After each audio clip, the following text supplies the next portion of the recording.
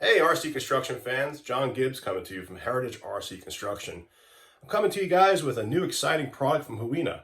It's going to be their new electric, servo, all-metal flagship machine. It's the HUINA 1599. It'll be the predecessor for the 1580. Now, as you know, I've had a lot of fun with these 1580s, whether it be modifying them to 35 kilogram or upgrading them to hydraulic conversions, things like that. All in all, just having a good time with them. So I'm very excited for the next generation of electric HUINA machines. So, all right, well, let's take this out to the North States garage, where we will give you a little more information about the machine, some thoughts after having used it for about 4 hours now, as well as at the end we will give you a dig video, a compilation dig video, because I have been digging with it quite a lot, and it passed the Gibbs brick test, where it was able to pick up a brick and go around in a circle, around the machine going around in a circle without it flipping over or tipping.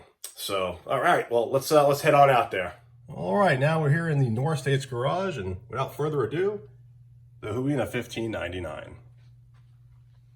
Absolutely stunning machine. I've already taken the liberty of putting some of my union stickers on there. My family is a long line of construction workers and heavy equipment operators. Part of why we named our business Heritage RC was to not forget that heritage, as well as to remember that we are truly hobbyists at heart here, and we want to do what we can to help our customers. Anyway, so here's the machine. I have started using a 10,000 milliamp battery that you can get from the Cabalite 336 or the K961. It came with a 4400, which I was able to get solid half an hour without the machine even dying. So I don't really know how. I was doing about half an hour at a clip, so I'm not really sure the total duration, but it'll go for at least a half an hour, I can tell you that much. I've operated it for about 3 hours totally at half-hour clips. But yeah, the 10,000 milliamp battery fits in there perfectly. If anybody had any interest or your curiosity about whether or not that would work. Unfortunately, HUINA has not set it up so the door would open. So that's one thing that we were all hoping from the new flagship over at HUINA, but maybe on subsequent versions, maybe they'll do that. The servos seem to be bigger than the 1580s.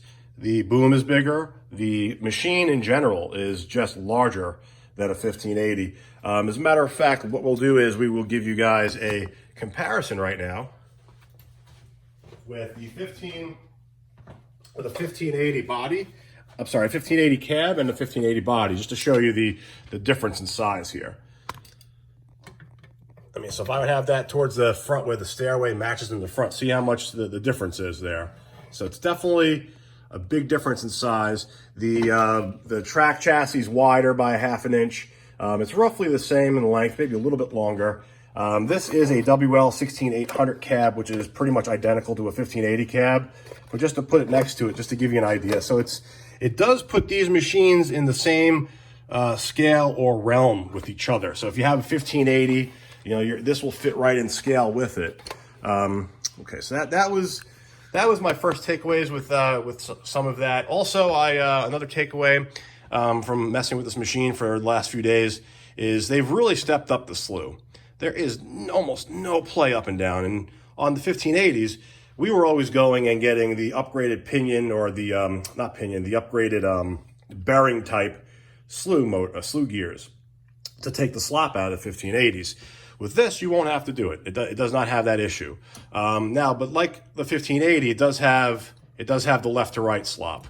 So that is something like the 1580s had, but this is, so you can definitely see where the improvements are. So, I mean, I gotta tell you, all in all, they seem to have learned from some of the things that they had with the 1580, and then there are other things that still seem to be the same. So, but I'll continue to operate this machine regularly, and I will continue to update everybody, as we go.